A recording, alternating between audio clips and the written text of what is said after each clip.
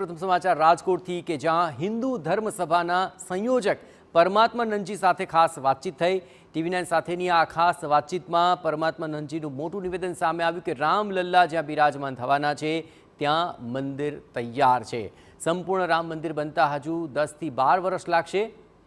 જો કે અત્યંત ઝડપથી કાર્ય કરવામાં આવે તો પણ 5 વર્ષ લાગશે। ચારેય શંકરાચાર્યો રામ મંદિરના પ્રાણ પ્રતિષ્ઠા મહોત્સવથી ખુશ છે। વ્યવસ્થાને પગલે શંકરાચાર્યો પ્રાણ પ્રતિષ્ઠા મહોત્સવમાં નહીં જાય। તમામ રાજકીય પક્ષોએ દેશના વિકાસ માટે રાજનીતિ કરવી જોઈએ અને મંદિર વિરોધી કાનૂની જંગ રાજકારણથી પ્રેરિત હોય તેવું લાગી રહ્યું છે। દેશને જોડવાની રાજનીતિ કરો, ધર્મને રાજનીતિથી દૂર રાખો।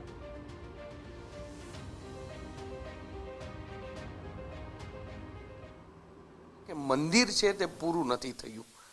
આપ ધર્માચાર્ય સાથે જોડાયેલા છો, શું કહેશો આને લઈને?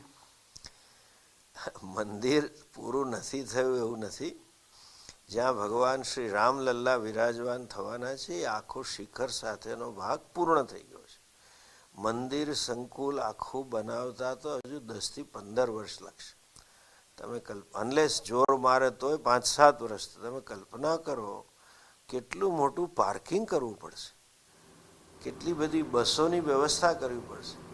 આજની તારીખની ગણતરી પ્રમાણે રોજના 5 લાખ લોકો જમે એવી વ્યવસ્થા કરવાની છે।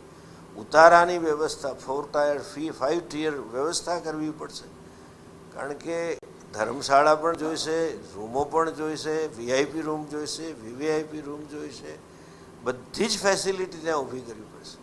અને 100 એકર જમીનનું સંકુલ છે, એટલે એ તો વાર લાગશે। ધર્મની દ્રષ્ટિએ, શાસ્ત્રની દ્રષ્ટિએ કોઈ નિષેધ છે નહીં। આ વિવાદ તો ઊભા કરવાના જ છે। આપણા દેશમાં ખબર નહીં પહેલેથી જ આવા લોકો રહ્યા છે કે જે લોકોને સંસ્કૃતિ અને ધર્મ પ્રત્યે ગૌરવ નથી। એને હોય તો પણ એમના માટે રાજકીય લાભ વધારે અગત્યનો છે દેશ અને ધર્મ અને સંસ્કૃતિ કરતાં, એટલે વિવાદો કર્યા કરે। કોંગ્રેસ છે એ શંકરાચાર્યનું બહાનું આગળ ધરીને શંકરાચાર્ય નથી જતા એટલે અમે નથી જતા, આ પ્રકારનું બહાનું આગળ ધરે છે। કેટલું યોગ્ય, શું કહેશો આને લઈને? એ જે કહેતા હોય ને એને પૂછજો ને ભાઈ તમે મીડિયાવાળા કે કેટલી વાર પગે લાગવા જાય શંકરાચાર્ય અને કયા શંકરાચાર્યને મળે છે। બીજું 3 શંકરાચાર્યોએ શૃંગેરી, કાંચી અને આપણા દ્વારકાના સદાનંદજી મહારાજે એ બધાએ કહ્યું છે। અને નથી જવાનું કારણ ધાર્મિક કરતાં વ્યવસ્થાનો સવાલ છે। એમની જે પોતાની મર્યાદાઓ છે એ લોકોની સ્પર્શની આ તે ને ના સચવાય ત્યાં। આજે આટલો મોટો પ્રસંગ હોય એટલે ના સચવાય એટલે ના જાય, વ્યાજબી છે, પણ એને રાજકીય ઓપ આપવો એ ખોટું છે। અને એટલું તો હું કહીશ જ આમાં કે ધર્મમાં રાજનીતિ ન હોવી, પણ રાજનીતિમાં ધર્મ હોવો જરૂરી છે। ધર્મમય રાજનીતિ કરે એ જ રામ રાજ્ય છે। એટલે જરાક દેશની રાજકીય પાર્ટીઓ રાજનીતિ કરો પણ ધર્મને નેવે મૂકીને ન કરો એવી મારી અપેક્ષા છે। કોંગ્રેસને શું કહેશો? કે બધાને જ મેં કહ્યું કે ભાઈ ધર્મમૂલક રાજનીતિ કરો। સમાજ તોડવાની શું કામ વૃત્તિ કરવી? આખો દેશ, આખો સમાજ મંદિર નિમિત્તે એક છે।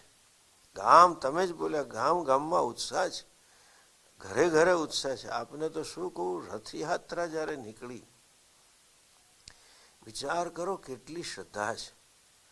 એ રથ જ્યાંથી પસાર થયો એની રેતી લોકો માથે ચડાવતા।